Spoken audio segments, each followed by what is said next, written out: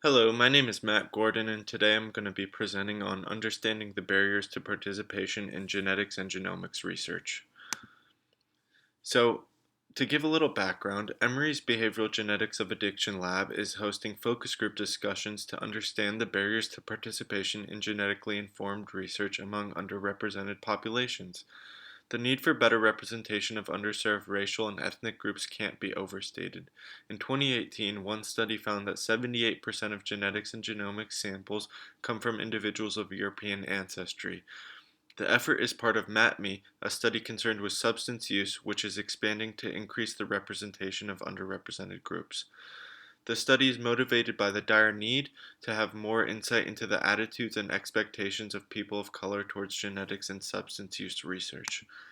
So the first aim of our study is to conduct a literature review in order to obtain insight into the persistent and novel barriers that racial and ethnic groups face regarding genomics research. Here you can see a chart that came from the mesh terms, and we found that from a large sample, it narrowed down to 41 studies focused on blacks, 20 on Latinos, 10 on Asians, and 16 on indigenous people. And so we surveyed the literature using a combination of search terms focusing on race, barriers, recruitment, and genetics or genomics. So we used a coding mechanism for each paper and categorized responses to highlight a specific barrier and subbarrier. As shown in the pie charts on the left, the highest areas of concern among black populations showed that there was an unfavorable attitude towards research. The broader barrier is mistrust, and among Hispanics, it was providing adequate information and educational material, and the broad barrier is transparency. And for Asian and indigenous populations, it was cultural appropriateness, and the broad barrier is cultural sensitivity. In summary of our first aim, we found that it appears that there are some shared similarities among groups, but there are also some important differences that should be considered when addressing recruiting and retention for genetics and genomics research. So the second aim was to host focus group discussions. So we conducted micro focus group discussions, and that means individuals. The N of the group was 4 to 7 individuals, and the goal was to identify the current barriers to participation and also the motivators among college students in the southeastern region of the United States. For today's presentation, I'll be focusing on the barriers that we have identified from our preliminary findings.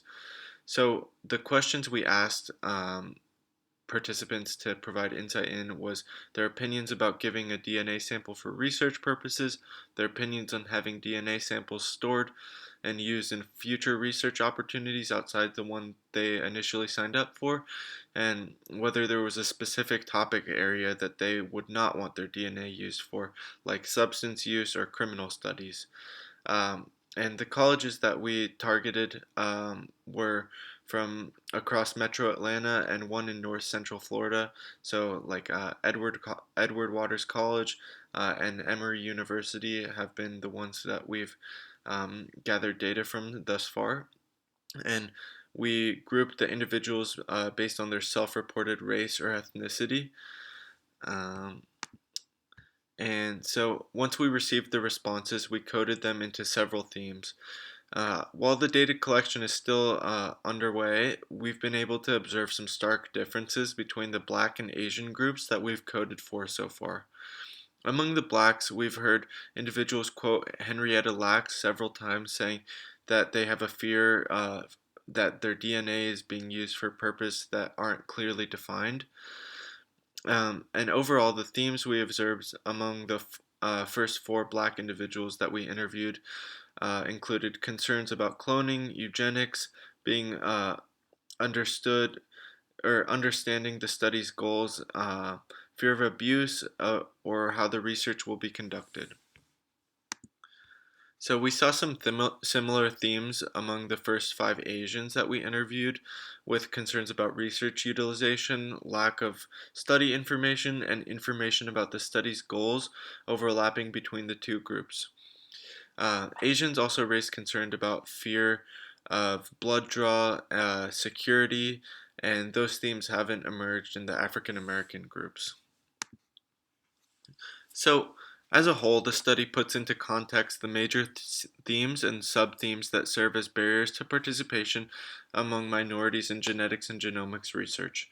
While preliminary, the importance of these findings can't be overstated, as previously mentioned.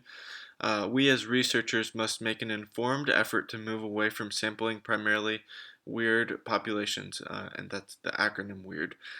Uh, in this study, we did a systematic search of the existing literature on the topic to uncover what the barriers and sub-barriers are. The information gained from this study will help researchers in downstream studies by allowing them to tailor their experiments so they minimize said barriers and alter recruitment methods based on racial and ethnic groups. In the future, we plan to report on the more complete sample as we currently plan to interview several additional groups. Um, Interestingly, the participation among whites has been very low for reasons that we can't put our finger on. Um, and so it's really important to carry out this research because if not, we're hindering scientific advancement from a cultural and biological lens. So thank you for coming today. I appreciate your attention and stay posted for the publication that should come out sometime early next year.